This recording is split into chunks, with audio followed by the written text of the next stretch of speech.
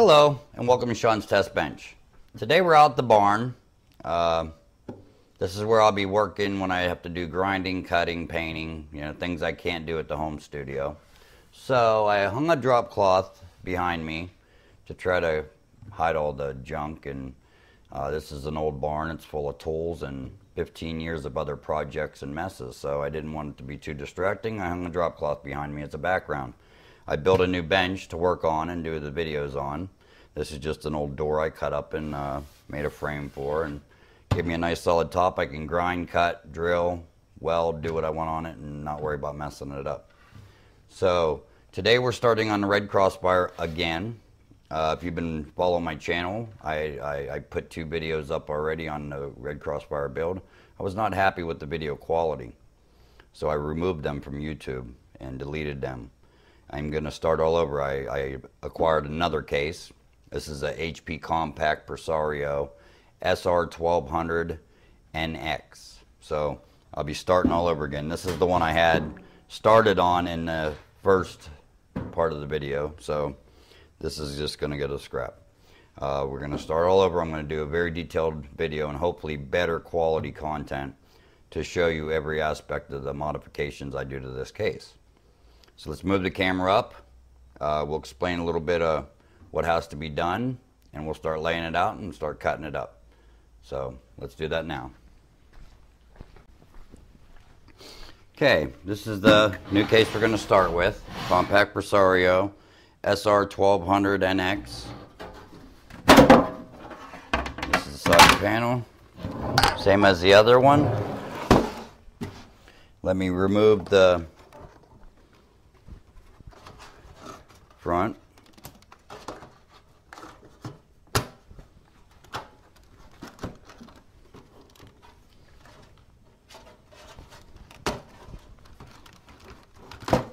Front cover.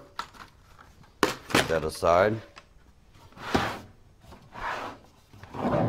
Now on this case today, I'll be removing the hard drive cage, cutting out 2 bottom fans.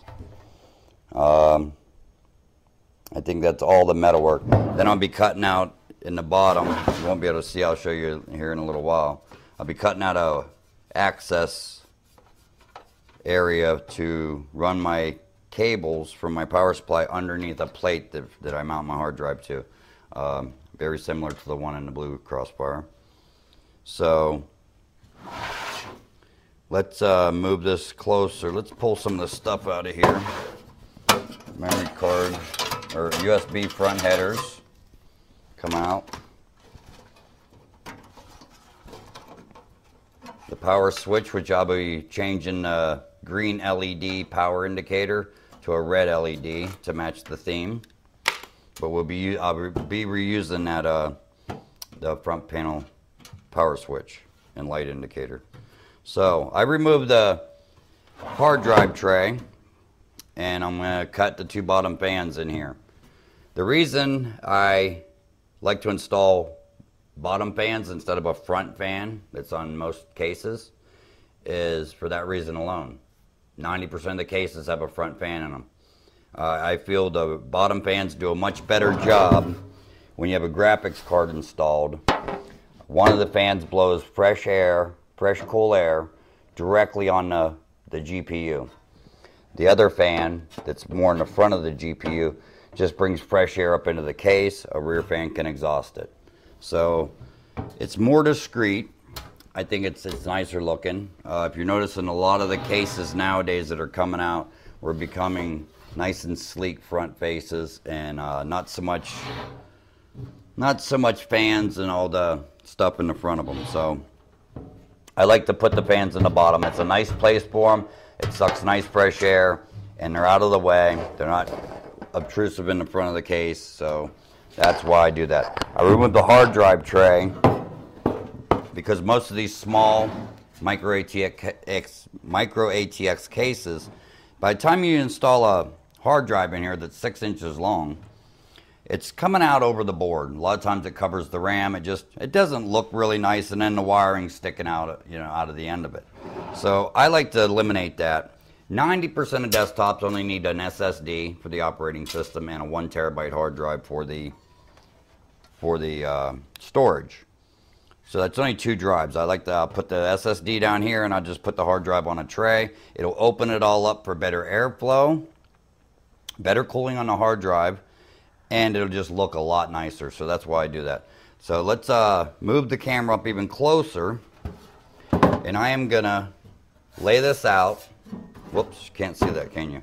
I'm gonna lay this out for the 2 bottom fans, and I'm gonna get ready to cut all this out. I'm gonna take a look and see what I have to do to get rid of this hard drive cage, and let's get started on it.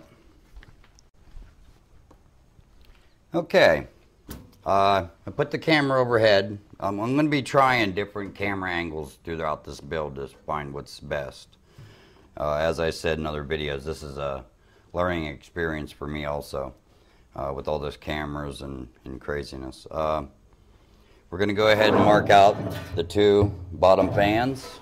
To do that, I'm going to turn this upside down right here. I have a broken fan, an old worn out fan I use as a template.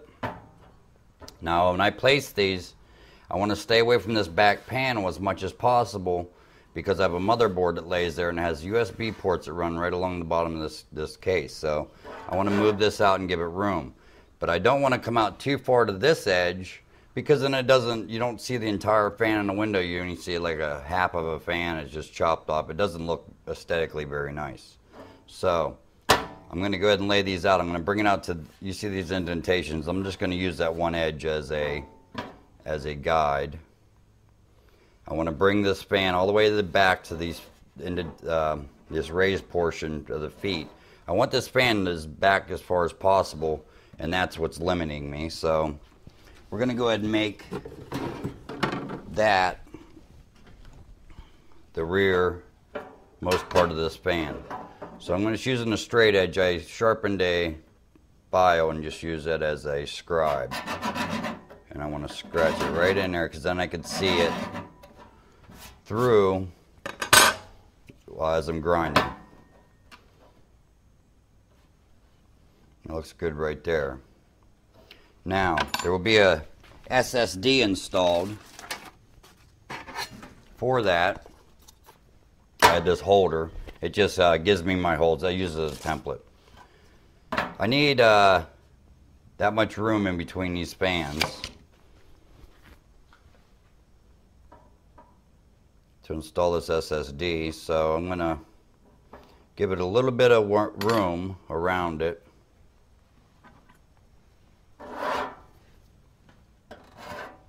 Scribe that. Then I'll check all and make sure it's all square before I go any further. So I'm just going to space this about 1/8 of an inch to give me room.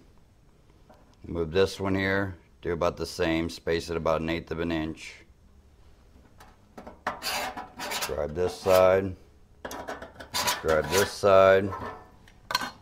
I'm going to get my square back up here. I want to make sure these scribes are square. These marks are nice and square, which they appear to be.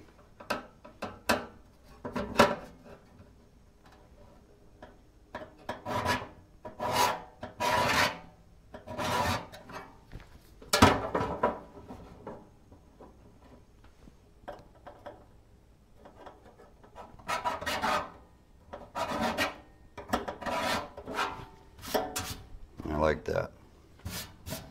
Now let's see what we need for the bottom here. And space. I have some scrap aluminum that I use for, let me get a piece here, let me clip to it.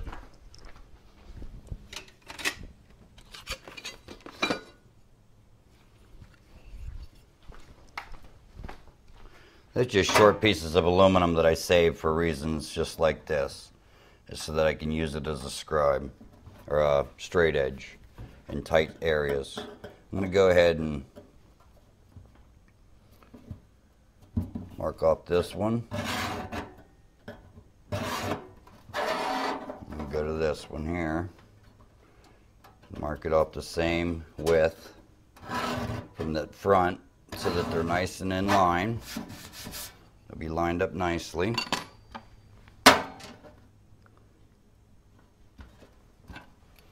Just get a little mark there. Pull this one up here.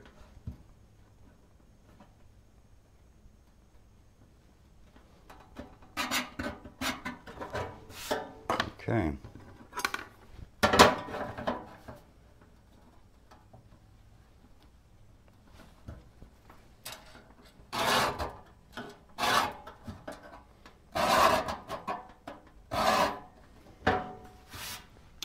The better these are, the straighter they are, the better it's going to look in the end. This will all be cut out and then filed, so any imperfections can be filed out. For the corners, I just use a piece of metal that I cut at a 45-degree angle. It's 3/4 inches out. And I just use it to scribe my corners because it makes it uniform. It just keeps them all the same. I just lay them in the corner there and scribe it. And this just gives me my marks for when I'm grinding it out with the cutoff, with the roto zip. It just gives me a reference to run my cutting wheel down so that I stay somewhat uniform and straight. And then everyone should be the same because I'm using the same piece as a template. So it should be pretty consistent. Sorry if my arm's in the way.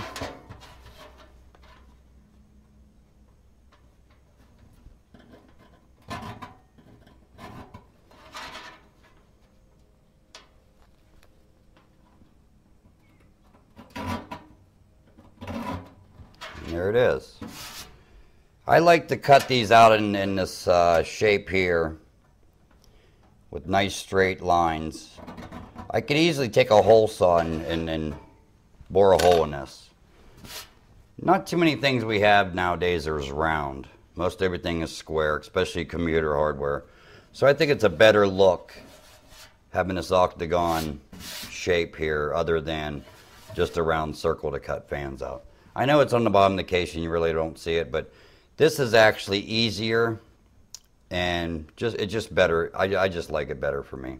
It works for me, so this is the way I do it. Not necessarily the right way. You can take a hole saw and punch a round hole in there and line up and drill your holes out for your screws, but this is the way I do it. Now that's marked out. This is ready to be cut. I need to prep this here. To remove this cage, there is 10 rivets in the front. I think they was afraid this was going to fall out. They used 10 rivets just in this front. And then there's 4 rivets. I don't know if you could see them, but there's 4 rivets inside in here. And I got to grind them out. Then this will just slide out and it'll come out of there and we can get it out of the way. So all the cutting I need to be doing is this fans and get this case out of here. And then I'll cut my access area down here. We'll see once I get this out of the way, you'll see what I'm talking about.